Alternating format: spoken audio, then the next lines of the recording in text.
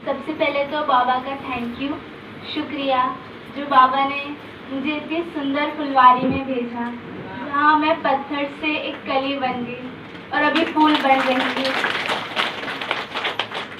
वैसे तो मैं पिछले साल भी सुनाया था कैसे मैं गई थी, क्या क्या हुआ मेरे साथ और कैसे मैं गई थी।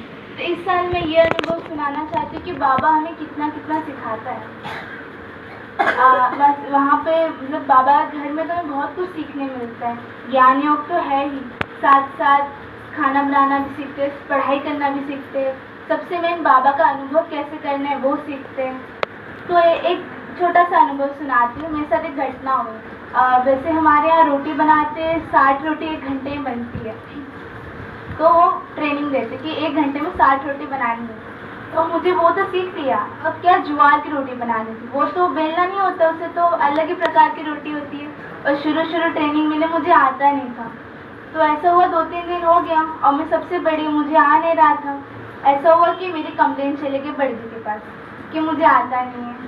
अब मैं और फिर दीदी ने बोला कि आपको अभी तक नहीं आता, आज आप पूरा दिन रोटी बनाओगे।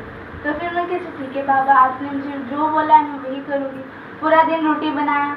आखिर में मैंने अच्छे से रोटी बनाना शाम तक सीख लिया। तो शाम को मैं लेके गई बड़ी के पास, रोटी दिखाई, दीदी ऐसी रोटी बनी है।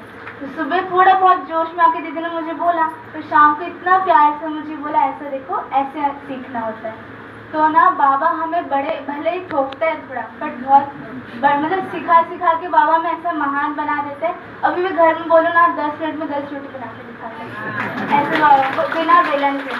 तो बाबा मुझे ऐसे सिखा देते हैं। और एक अनुभव है, एक बार ऐसा था कि हमें रूल है हॉस्टल में कि रात को वरदान स्लोगन याद करके ही सोना है, नहीं तो नहीं सोना है। याद हुआ फिर सोना है। पर बड़े ने एक बार मॉर्निंग क्लास में पूछा किसने याद नहीं किया, तो किसी ने भी याद नहीं किया था। तो फिर उस दिन बड़े ने बोला, नहीं उस दिन नाश्ता नहीं मिलेगा आप लोग को। जैसे आत्मा का भोजन नहीं किया तो शरीर का भोजन टाइम पे देते, पर आत्मा का भोजन नहीं करेंगे तो कैसे चलेगा। तो उस दिन नाश्ता नहीं किया। और उसी दिन मेरा पेपर था, 11 बजे पेपर देने जाना है और 12 बजे भोजन निकलता है। अब क्या करें, ठीक है हम सब क्लास वाले गए पेपर देने 11 बजे और फिर आए डायरेक्ट 4 बजे। पूरा दिन कुछ नहीं खाया, सिर्फ पानी पिया था, बाबा को याद करके गए थे। 60-50 पेपर लिखना था बैठ के, और खुद मतलब पेपर होते एक आंसर 10 पेज का लिखना होता है। लिखते गए बाबा ने लिखा है, बिल्कुल भूख लग रही है, ऐसा कुछ महसूस ही नहीं हुआ।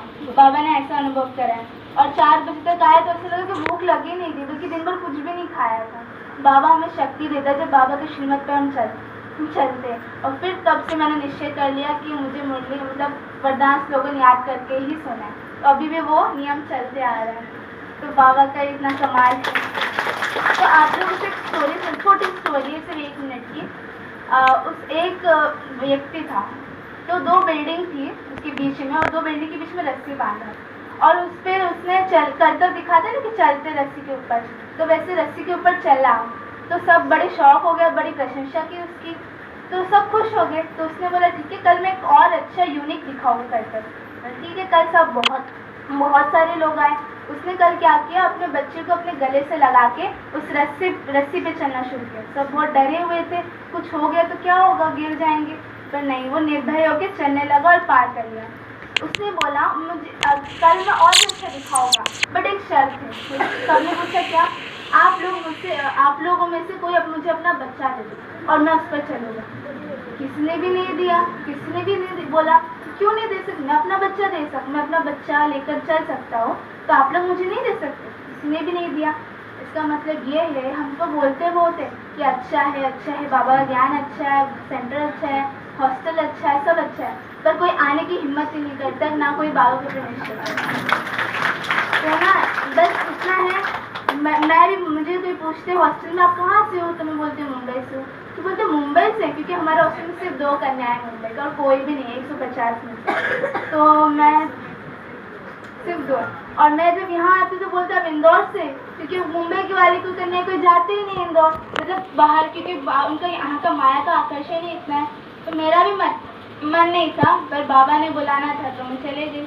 तो मैं सिर्फ इतना चाहती हूँ कि कोई भी एक फुलवारी या 2-3 फुलवारी हमारे इस आंगन में आए और बाबा के ऐसे जोश भरे शक्तिशाली शिव शक्ति बने जो बाबा को जरूरत करे। अच्छा, ओम शांति।